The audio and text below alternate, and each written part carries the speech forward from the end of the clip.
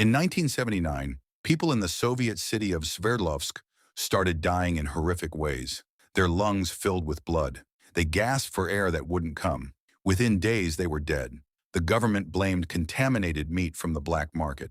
But Western intelligence knew better. Satellite images showed something terrifying. A secret biological weapons facility had accidentally released weaponized anthrax into the air. Families who lost loved ones were visited by KGB agents.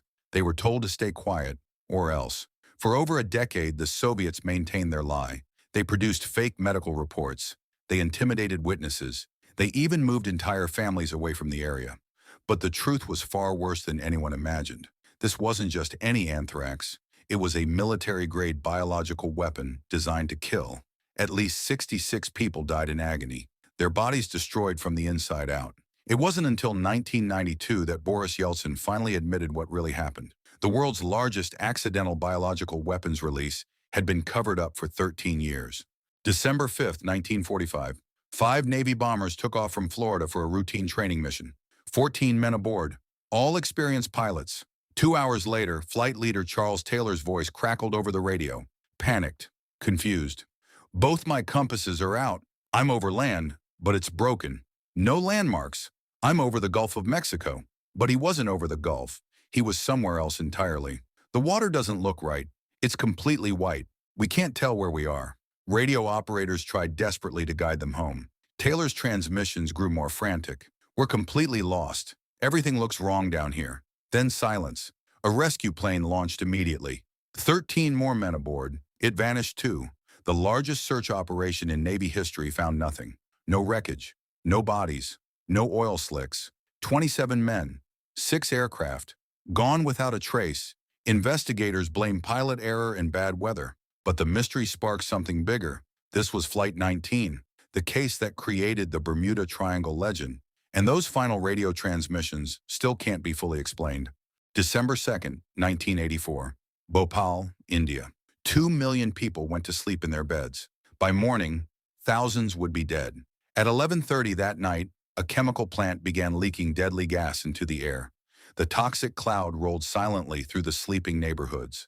Families woke up choking, gasping for air that burned their lungs. Children died in their mothers' arms. People stumbled blind through the streets, foam pouring from their mouths. By dawn, bodies lined the roads like fallen leaves. Union Carbide, the American company that owned the plant, knew their safety systems had failed. They knew the gas was lethal. Within days, they abandoned the site completely, left everything behind and fled to America. The executives who caused this disaster, they never faced trial, protected by lawyers and international borders. 40 years later, the poison still seeps into the groundwater. Children are still born with deformities. And Union Carbide, they merged with another company and disappeared. The world's worst industrial disaster. Thousands dead. No one held accountable.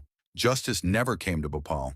In 1953, a CIA scientist fell to his death from a hotel window in New York. The government said he jumped. They were lying. Dr. Frank Olson worked on MK-Ultra, the CIA's secret mind control program. He knew things that could destroy careers, maybe governments. The official story? Olson was depressed, had a mental breakdown, tragic suicide. His family believed it for 22 years. Then the truth leaked out. The CIA had secretly dosed Olson with LSD without his knowledge. They claimed it was an experiment gone wrong. But Olson's family kept digging. They discovered he wasn't just working on mind control. He was developing biological weapons, and he'd started having second thoughts. Witnesses said he was planning to quit, to expose everything. 9 days after threatening to blow the whistle, he was dead. The government eventually admitted wrongdoing, paid settlements, but they never admitted murder. 60 years later, one question remains. Did Frank Olson jump from that window, or was he pushed by the very people he'd served?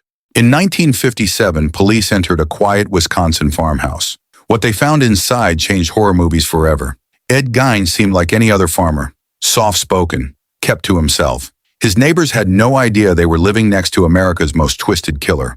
When officers stepped inside, they discovered a house of horrors, chairs upholstered with human skin, bowls carved from skulls, lampshades made from faces.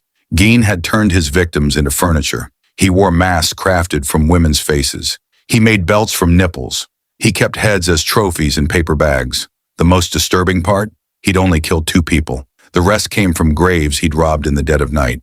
Gein became the inspiration for Norman Bates in Psycho, Leatherface in Texas Chainsaw Massacre, Buffalo Bill in Silence of the Lambs. One quiet farmer's twisted mind gave birth to every movie monster you've ever feared. Because sometimes the most horrifying evil hides behind the most ordinary face.